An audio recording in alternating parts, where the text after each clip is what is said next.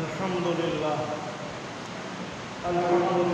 نحمده ونستعينه ونستغفره ونؤمن به ونتوكل عليه ونعوذ بالله من شرور أنفسنا ومن سيئات أعمالنا من يهده الله فلا مضل له ومن يضلله فلا هادي له ونشهد أن لا إله إلا الله وحده لا شريك له ونشهد أن سيدنا ومولانا محمدا عبده ورسوله أما بعد فأعوذ بالله من الشيطان الرجيم بسم الله الرحمن الرحيم وتأكلون التراث أكلا لما وتحبون المال حبا جما آمنت بالله صدق الله العظيم وصدق رسوله النبي الكريم ونحن على ذلك لمن الشاهدين والشاكرين والحمد لله رب العالمين اللهم صل على سيدنا ومولانا محمد وعلى آل سيدنا ومولانا محمد وبارك وسلم تسليما كثيرا كثيرا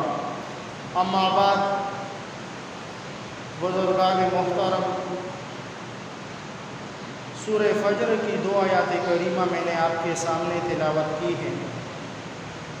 ان میں سے پہلی آیات میں اللہ جل جلالہ نے ہماری ایک برائی بیان فرمائی اور در حقیقت یہ بیان آج بہت سے موضوعات اور بہت سی پریشانیوں اور بہت سی مصیبتوں کے لاحق پر ہوتی ہیں۔ ان کا سبب بعض اوقات خود تمہارے اعمال ہوتے ہیں جو پریشانیاں ہوتی ہیں۔ ان میں سے 4 اعمال کا ذکر اللہ پاک نے یہاں فرمایا۔ ایک یہ کہ یتیموں کی عزت نہیں کرتے، اور دوسرا یہ کہ تم مسکینوں کو کھانا کھلانے کی ایک دوسرے کو ترغیب نہیں دیتے، تیسرا یہ کہ تم میراث کے مال کو لپیٹ کر کھا جاتے ہو،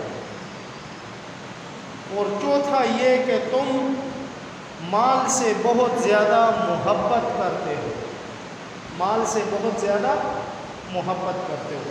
یہ 4 چیزیں یہاں پر اللہ پاک نے بیان فرمائی۔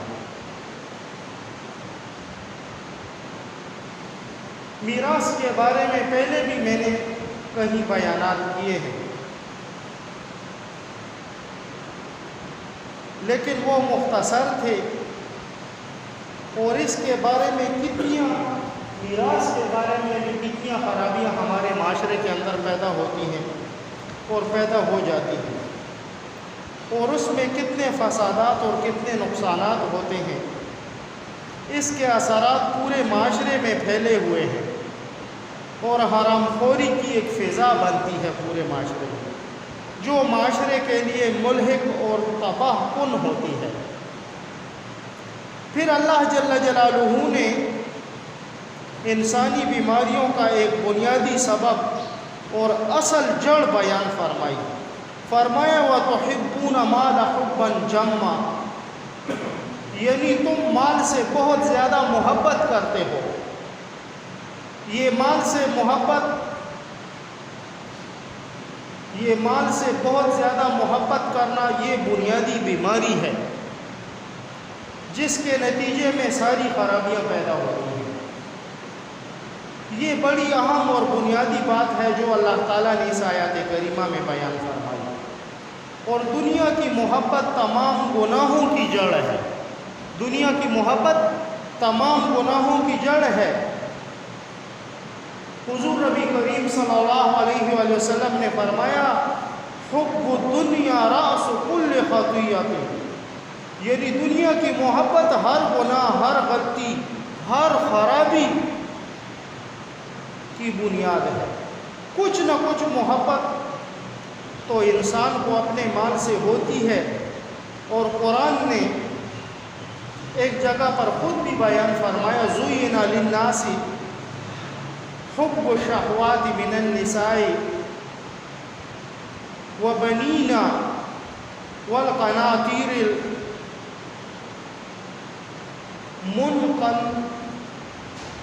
ملقا ترکی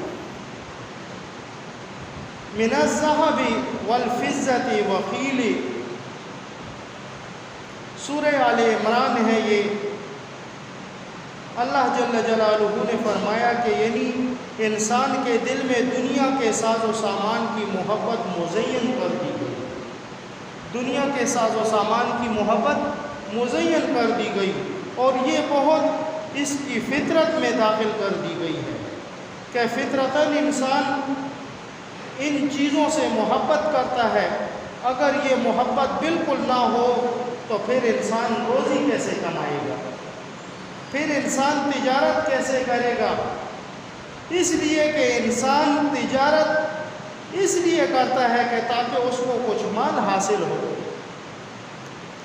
جائے حدود میں رہتے ہوئے تجارت کرنے کی فضیلت بھی احادیث مبارکہ میں بہت آئی ہے. اور حدیث شریف میں حضور اقدس صلی اللہ علیہ وآلہ وسلم نے فرمایا قصب الحلال فریضۃ بعد الفریضہ، یعنی حلال روزی کمانا دوسرے فرائض کے بعد یہ بھی ایک فریضہ ہے جو اللہ تعالیٰ نے انسان کے ذمہ عائد کیا ہے. لیکن یہاں پر بنیادی بات یہ ہے کہ حرام سے بچا جائے. حلال تجارت، تھوڑی محبت بری نہیں، تھوڑی محبت بری نہیں، لیکن حلال طریقے ہو، حلال طریقے سے ہو. اگر مال کی محبت بالکل نہ ہو تو پھر آدمی کی زندگی صحیح طور پر نہیں گزار سکتا. اپنی زندگی کی ضروریات بھی نہیں پوری کر سکتا. یہ مال و دولت، یہ زندگی کے ظاہری اسباب اور سامان، یہ انسانی زندگی کا ایک لازم عنصر ہے. اس کے بغیر آدمی زندگی نہیں گزار سکتا. اس لیے کہ انسان کو کھانے کی بھی ضرورت ہے، پہننے کے لیے کپڑوں کی بھی ضرورت ہے، رہنے کے لیے مکان کی بھی ضرورت ہے. یہ ساری چیزیں مال و دولت کے ذریعے حاصل ہو سکتی ہیں.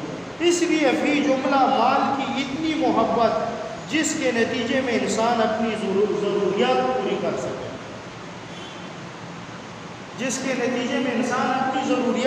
کر سکے، اتنی محبت تو انسان کی فطرت میں بھی داخل ہے. اور شریعت نے بھی اتنی محبت کو معاملات سے منع فرمایا کہ اتنی محبت جائز ہے. لیکن جس محبت سے منع کیا گیا ہے، اس لیے کہ یہاں یہ الفاظ جو اللہ جل جلالہ نے اس سورہ فجر میں فرمایا حبا جما، یعنی بہت زیادہ محبت. اور سورہ عادیات میں اس کے بارے میں فرمایا وَإِنَّهُ لِحُبِّ الْخَيْرِ لَشَدِيدٌ، کہ انسان مال و دولت کی محبت بہت زیادہ اپنے دل میں رکھتا ہے، شدید محبت رکھتا ہے. اس لیے محبت شرعاً ممنوع ہے. اور اس محبت کا پیمانہ یہ ہے کہ جب تک حلال کا اہتمام کرتا رہے کہ جو کچھ کماؤں وہ حلال طریقے سے کماؤں اور جو آمدنی آئے وہ حلال طریقے سے آئے. اگر آدمی حلال کا اہتمام کرے اور حرام سے اس طرح پرہیز کرے جس طرح آگ سے پرہیز کرتا ہے، اس وقت یہ سمجھا جائے گا کہ انسان کی محبت مال سے شدید نہیں ہے. اور وہ محبت حبا جما میں داخل نہیں ہے.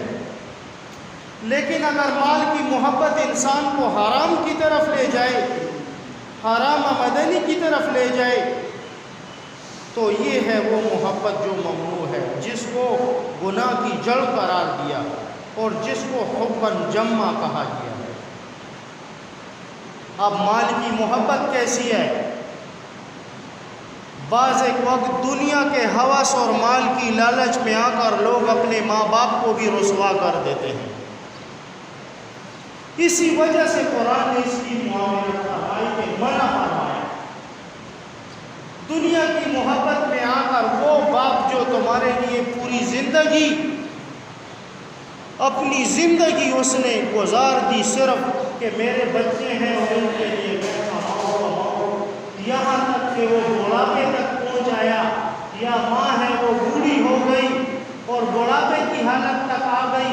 اب اس کی یہ تمنا تھی کہ میرے بچے میری خدمت کریں گے، لیکن پتہ چلا کہ بچوں نے آخری وقت میں ماں باپ کو رسوا کر دیا۔ کیا کر دیا؟ رسوا کر دیا۔ ایک قصہ موز ایک واقعہ بھی ہے اس کے متعلق کہ ایک مرتبہ ایک باپ کا انتقال ہو گیا۔ اس نے کسی کے پاس پیسے رکھے ہوئے تھے کہ یہ میرا مال تم اپنے پاس رکھو، لیکن میرے مرنے یا مجھے پھر یہ لوٹا دینا۔ اس اثناء میں اس شخص کا انتقال ہو گیا۔ جب انتقال ہو گیا تو اس شخص نے سوچا کہ یار اس کے مال کا اصل وارث کون ہوگا، اس کے مال کا اصل وارث کون ہوگی جس نے اس باپ کی خدمت کی ہوگی۔ بچے تو سب وارث ہیں مال کے، لیکن یہ خدمت کرنے والا کون تھا؟ اس باپ کی اپنی عمر میں خدمت کس نے زیادہ کی ہے؟ آیا یہ مال کیونکہ وہ انصاف والا ہوگا، یہ مال اس کے حوالے کیا گیا۔ تو اس نے اس کے لیے ایک طریقہ اختیار کیا، گیا اس موتوفی کے گھر پر جو فوت ہوا تھا، دروازہ کھٹکھٹایا، کہا یہ فلاں مرحوم جو فوت ہوا ہے اس کے اوپر میرے اتنے پیسے ہیں، جو مرحوم فوت ہوا ہے اس کے اوپر میرے اتنے پیسے ہیں۔ تو سب بیٹوں نے انکار کر دیا، کہا بھائی ہمارے پاس تو کچھ بھی نہیں ہے، اور یہ تو کوئی چھوڑ کے بھی نہیں گیا، ہم تو اس کی ذمہ داری نہیں دیتے ہمارے باپ کو، کیوں دیے تھے تم نے یہ پیسے؟ ایک اس کی بیٹی تھی، جب اسے پتہ چلا بیٹی کو، تو اس بیٹی نے فوراً آ کر کہا اس شخص سے، کہا میرے باپ نے تم سے کتنے پیسے لیے تھے؟ کہا اتنے پیسے لیے تھے۔ کہا اچھا یہ پیسے رکھو جو میرے باپ نے تم سے لیے تھے، کہیں ایسا نہ ہو کہ میرے باپ کی قبر میں حالت بری ہو جائے۔ بیٹی نے کیا کہا؟ یہ مال لے لو لیکن میرے باپ کو بخش دو، میرے باپ کو بخش دو، ایسا نہیں کرنا کہیں کہ میرے باپ کو بدوا دینا۔ اب اس شخص نے کہا اصل وارث اس مال کی تو ہی ہے، کیونکہ جب میں نے کہا کہ اس فوت ہوئے پر میرے اتنے پیسے ہیں، اس وقت سب بھاگ گئے، ایک بھی ذمہ داری، بیٹا یہ تمہارے باپ نے امانت میرے پاس رکھی تھی، یہ لے لو، تمہارے باپ کے اوپر میرا کوئی قرضہ نہیں، تمہارے باپ کے اوپر میرا کوئی قرضہ نہیں۔ عرض میری یہ تھی، یہ واللہ عالم ایک ٹوٹکا، ایک طریقہ، لیکن حقیقت کیا ہے؟ حقیقت یہ ہے کہ ان بچوں کے لیے اس باپ نے کتنی محنت کی ہے، اس ماں نے کتنی محنت کی ہے۔ سردی کے موسم میں، وہ سردی کا موسم جس میں یہ خود نہ ٹھنڈا پانی پیتے ہیں، نہ سردی میں باہر نکلتے ہیں، بلکہ اگر کسی نے وضو بھی کرنا ہو تو کہتے ہیں گرم پانی ہوتا ہے وضو کریں۔ لیکن یہی ماں ہے جس نے تمہیں گود دیا تھا اور تم سردی کے موسم میں اس کے اوپر پیشاب کر دیتے تھے، لیکن اس وقت اس ماں نے کبھی برا نہیں بنایا، کبھی اس نے یہ تکلیف محسوس نہیں کی کہ دیکھو اس کا بیڑا غرق ہو، سردی کا موسم ہے اور میرے اوپر اس نے پیشاب کر دیا۔ کبھی اس ماں نے یہ محسوس، ہائے جب یہ ماں بوڑھی ہو گئی تو کیا کہتے ہیں یہ ماں جائے، یہ باپ جائے، اب ہمارے اوپر بوجھ بن گیا ہے، آج یہ تمہارے اوپر بوجھ ہے، کل تم قبر میں اپنا انجام دیکھنا کہ تمہارا کیا حشر ہے۔ کل تمہیں اس ماں باپ کی طاقت کا قیامت کے دن پتہ چلے گا کہ ماں باپ کسے کہتے ہیں، ان کو معاشرے میں اللہ پاک نے کتنی اتھارٹی دی تھی، کتنی طاقت اسے حاصل تھی اس ماں باپ کو۔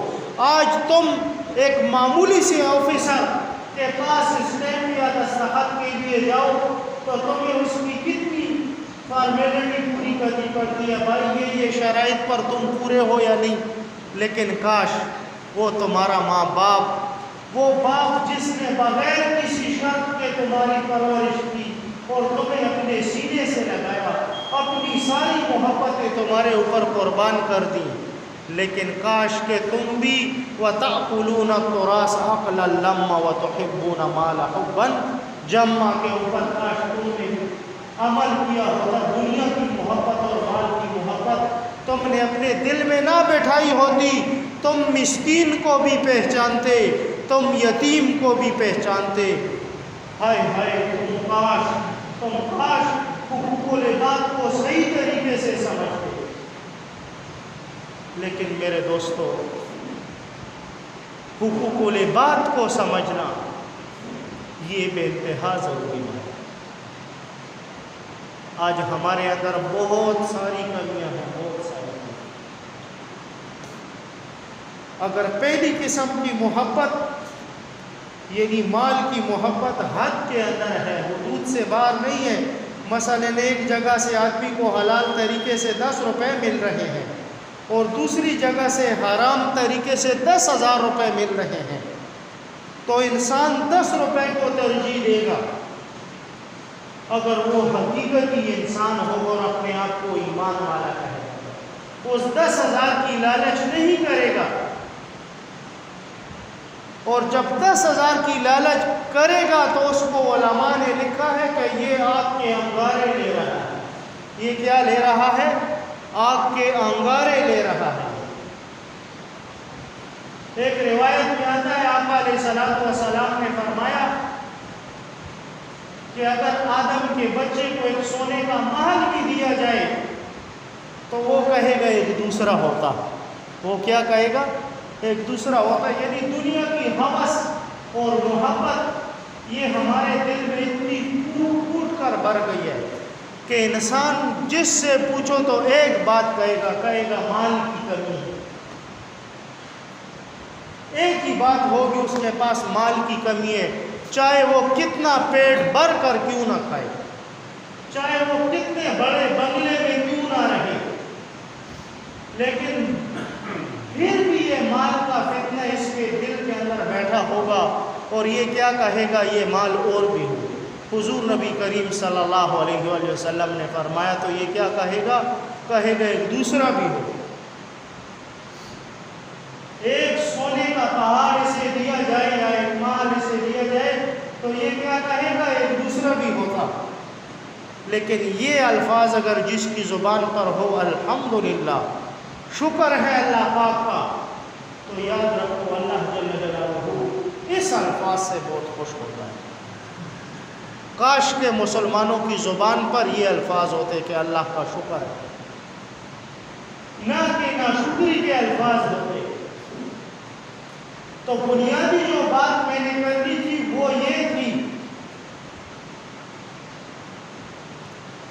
وہ یہ تھی کہ دنیا کی شہوت اور محبت اور لالچ میں آ کر اس ماں باپ نے جو تمہارے لیے کمایا تھا آج وہ بڑھاپے تک پہنچے تو پتہ چلا کہ اس کے مال میں سے مال ابھی وارث زندہ ہے، ابھی جس کا مال ہے وہ زندہ ہے. میراث تو مردوں کی تقسیم ہوتی ہے. ہمارے اسلامی مذہب یہ کہتا ہے کہ جب بھی میراث تقسیم ہوگی اس میراث کے ساتھ جب حصے لکھے ہوں گے تو سب سے پہلے آپ نے اگر انتقال دیکھے ہوں یا یہ رجسٹریاں دیکھیں آپ، اس میں ایک لفظ لکھا ہوگا لمبا سا میت، اس کے اوپر پھر نیچے وہ رسا دیے ہوں گے کہ اس کا فلاں بٹے فلاں حصہ ہے، اس کا فلانا بٹے فلانا حصہ ہے، یہ دیے ہوں گے. تو یہ اس وجہ سے دیے ہوتے ہیں کہ مال تقسیم اس شخص کا ہوتا ہے جب وہ مر جائے اور پیچھے اس کے وہ رسا ہو. مال کس کا تقسیم ہوتا ہے؟ میت کا. زندوں کے مال تقسیم نہیں ہوتے. لیکن انگریز کی مان کر اور یہود اور نصارہ اور بنی اسرائیل کی مان کر مسلمان کی یہ حالت ہو گئی کہ اب مسلمان اس باپ یا اس ماں کے ساتھ وہ سلوک کر رہے ہیں کہ اس کو نعوذ باللہ ثم نعوذ باللہ مسافروں کی طرح رکھ رہے ہیں کہ جیسے یہ کوئی مسافر آیا ہوا ہے یا ایک وقت کا فقیر ہے اور اس کو یہ کھانا دے رہا ہے، حالانکہ اس بچے کو پتہ نہیں ہے کہ یہ مال جو میں اس کو دے رہا ہوں یہ اصل مالک اس ابھی زندہ ہے، یہی باپ ہے۔ شریعت نے اس کو اتنا اختیار دیا کہ اپنے زندہ ہونے میں یہ سب کچھ بیچ دیا اس نے، تو اس سے قانون یہ نہیں پوچھ سکتا کہ تم نے کیوں بیچا تھا یہ کام۔ لیکن حد یہ ہوئی کہ یہ بوڑھا ہے، ضعیف ہے، کمزور ہے، اب یہ بچہ اس کے ساتھ کیا سلوک کر رہے ہیں؟ نوکروں والا سلوک کر رہے ہیں، حالانکہ اسی کا مال اس کے اوپر خرچ نہیں کر رہا، مال اسی کا ہے، ابھی وہ زندہ ہے۔ لیکن وجوہات بنیادی یہ ہے کہ دنیا کی محبت ہمارے دل میں اتنی پھول کر بھر گئی مال کی کہ مال کے اصل مالک کو بھی ہم بھول گئے۔ اور پھر ہمارے اس معاشرے کے اندر آپ دیکھیں تو ہماری اس چمکنی پھاٹک سے لے کر اور دور علاقوں کی بات نہیں کرتا، اس چمکنی پھاٹک سے لے کر پخ غلام کی پل تک یوں اس روڈ پر جایا جائے، جتنے مکان اس روڈ پر آئیں گے ہر بندہ اپنے زمین کے اندر سوچے کہ میرے باپ نے کتنی میراث چھوڑی تھی، میں نے اپنی بہنوں کو حصہ دیا یا نہیں دیا، میں نے اپنی بہنوں کا، کتنے ظالم ہوں گے جنہوں نے اپنی بہنوں کا حق دبایا ہوا ہے۔ اور اصل میں یہ کیا ہے، اس کو آیات کریمہ کی تشریح میں اور مفہوم میں آپ کو کہوں اور حدیث مبارکہ کی روشنی میں اسے کیا کہا گیا؟ آگ کے انگارے۔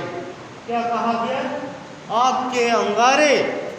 اگر تم اس بہن کا اور تم اس لاچار بہن کا حق تم نہیں دے رہے اور اس پر تم قابض ہوئے ہو تو یہ تم اپنے پیٹ کے اندر آگ کے انگارے ڈال رہے ہو۔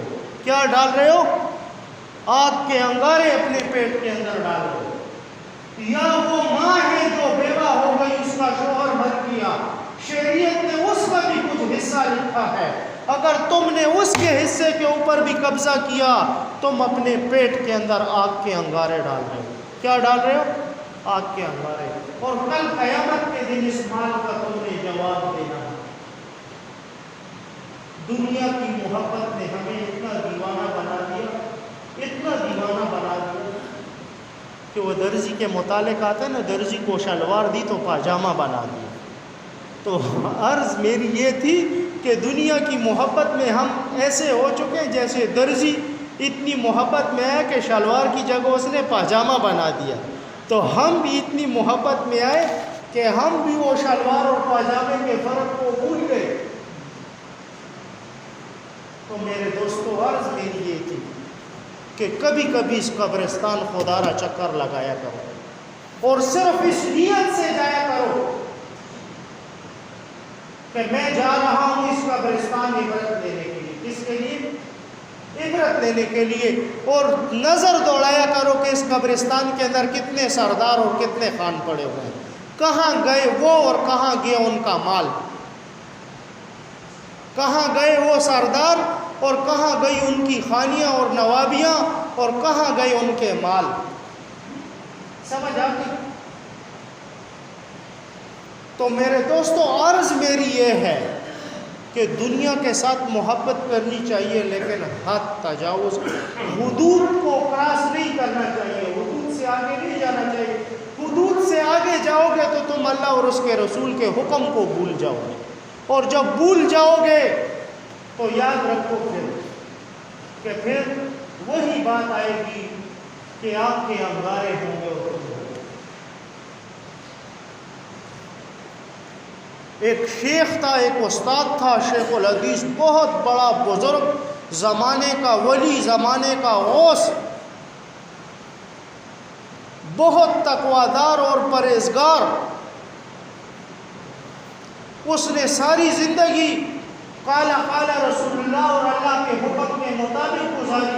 آخری وقت میں مرنے سے پہلے پڑوسیوں سے ایک سوئی مانگی تھی کہ کپڑوں کے اندر ایک ٹاکی لگانی ہے، کپڑے پھٹے ہوئے تھوڑی سوئی دو.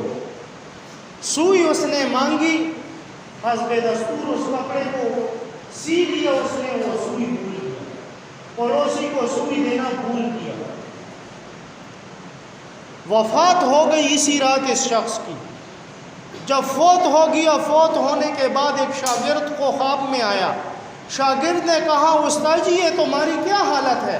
ایک میدان لگا ہوا ہے, شاگرد دیکھ رہا ہے ایک میدان ہے اور اس میں سورج کی شعاعیں اتنی تیز ہیں کہ بالکل زمین کو جلا رہی ہیں, اور اس زمین کے اوپر بالکل ہموار زمین ہے اور اس کے اوپر آگ کے انگارے ہیں بڑے بڑے, اور یہ استاد آگ کے انگاروں پر دوڑ رہا ہے, اور جیسے کٹوی کے اندر سالن بوائل ہوتا ہے اور وہ بوائل ہوتا ہے اور پھر اس کی وہ شعاعیں نکلتی ہیں, ایسے ہی اس استاد کے دماغ کے اندر کٹوی کی وہ شعاعیں نکل رہی ہیں.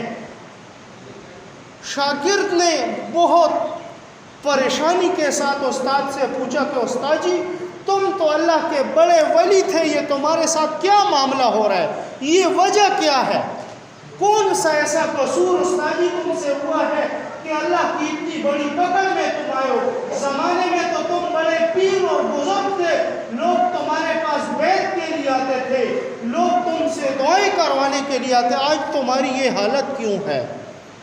تو اس نے کہا بیٹا فوراً جاؤ, فلاں پڑوسی سے میں نے سوئی لی تھی اور اس سوئی کی وجہ سے اللہ پاک نے مجھے اتنا سخت عذاب کیا ہے کہ میں ان آگ کے انگاروں کے اوپر اس صحرا میں دوڑ رہا ہوں, اور سورج کی شعاؤں نے مجھے گھیرا ہوا ہے, مجھے جلا رہی ہیں, بیٹا جلدی سے جاؤ. صبح ہوئی جیسے ہی شاگرد اٹھا اور بھاگا, دوڑ کر گیا, استاد کا دروازہ کھٹکھٹایا اور کہا استاد جی کے پاس دیکھو, جس جگہ استاد آرام کا وہاں پر ایک سوئی پڑی ہوئی ہے, وہ سوئی دو مجھے کہ فلاں گھر میں حوالے کر کے آؤں. اس سوئی کی وجہ سے استاد کی اللہ پاک نے پکڑ کی ہوئی ہے اور آگ کے انگاروں کے اوپر دوڑ رہا, اس کی بڑی بری حالت ہے, میں نے دیکھی ہے, خدا را جلدی کرو یہ سوئی مجھے دو. ایک سوئی کی وجہ سے. تو یہ جو 10-10 اور 20-20 جرم تم لوگوں نے اپنے ساتھ کے تندور میں ڈالے ہوئے, کل قیامت کے دن تمہارے پاس تمہارے ساتھ اللہ کون سا سلوک کرے گا بتاؤ؟ پھر کیا سلوک ہوگا ہمارے ساتھ؟ آج تو حرام کمانے میں ہم قیامت کے دن آخری لوگ ہیں ہم. اور کیوں ہیں؟ اس وجہ سے ہے کہ حرام کو حلال سمجھ کر کھاتے ہیں اور اس پر فخر کرتے ہیں, کہتے ہیں دیکھو فلاں بدماش اس کا کیسا چرچا ہے, وہ فلاں زمین اس نے قبضہ کر لی, گورنمنٹ بھی اس سے نہیں پوچھ سکتی, پولیس بھی اس سے نہیں پوچھ سکتی, اور دیکھو یہ ہمارے گاؤں کو وہ فلاں ہے, وہ فلاں بدماش ہے جو آ رہا ہے سامنے. یہ اتنی, حالانکہ وہ بدماش نہیں, وہ خنزیر ہے بڑا سب سے, وہ بدماش نہیں, وہ سب سے بڑا خنزیر ہے, اسے ہماری شریعت میں خنزیر کہا گیا ہے. کیوں؟ اس وجہ سے کہ اس نے دوسرے یتیم یسیر اور غریب کا حق دبایا,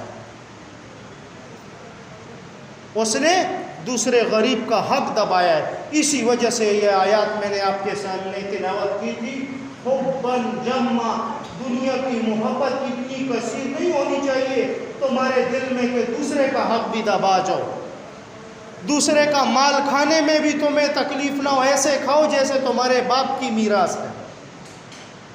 تو عرض میری ہے میرے دوستو, میری یہ باتیں کڑوی ہوتی ہیں, لیکن یاد رکھو اللہ کی قسم ممبر رسول پر بیٹھو, نہ آج تک اس ممبر پر کسی نے یہ باتیں آپ لوگوں کو کہی ہوں گی اس 40-50 سال اس مسجد کو بنے ہوئے, اور نہ اللہ کے فضل سے کوئی کہے گا تم لوگوں کو. لیکن میں کھل کر اس وجہ سے کہتا ہوں تم لوگوں کو تاکہ تمہاری اصلاح ہو جائے. آج میں زندہ ہوں, کل نہیں ہوں, لیکن آپ لوگوں کو یہ دین کے مسائل صحیح کھول کر پتہ چل جائے, آپ لوگوں کی وجہ سے کہیں میں جہنم کی آگ میں نہ جلوں. پتہ چلے کہ یہ جو میں نے پڑھا تھا یہی میرے لیے عذاب بن گیا اور میں جہنم کی آگ میں جلوں. میں اس اللہ کے ڈر کی وجہ سے تم لوگوں کو کہتا ہوں کہ جس نے کسی کا حق دبایا ہے, مال دبایا ہے, چاہے وہ کسی کا بھی ہے, مرنے سے پہلے سے واپس کر دو، ورنہ ایک سوئی کی وجہ سے زمانے کا غوث اور ولی اس کو آگ کے انگاروں کے اوپر پھیرا جا سکتا ہے، اور میں اور تم کیا چیز ہے؟ ہم ہیں کیا؟ ہم تو زبان سے ہر وقت باتیں ہی کرتے ہیں۔ اگر دن کی ہماری باتوں کو اکٹھا کیا جائے اور گناہ کبیرہ کا حساب لگایا جائے تو شام کو ہم سوئیں گے تو کفر کی حالت میں ہوں گے۔ اگر دن کا حساب ہم لگائیں اپنا باتوں کا، کتنی باتیں ہم نے کی ہیں، کتنی قرآن اور اللہ کے خلاف ہیں، کتنی رسول کے حکم کے خلاف ہے، اگر اس کی کیلکولیشن کریں تو ہم ایمان سے بھی گئے ہوں گے۔ تو عرض میری ہے، ایک سب سے پہلے ہمیں توبہ کرنی چاہیے، اور توبہ کے ساتھ ساتھ یہاں پر بات ختم نہیں ہوگی، کسی کا مال دبایا ہوا ہے اس کو فوراً واپسی کرو گے، اگر نہ کی یہ آپ کے انگارے ہیں تمہارے پاس۔ وآخر دعوانا الحمدللہ رب العالمین، سنت ادا کرو۔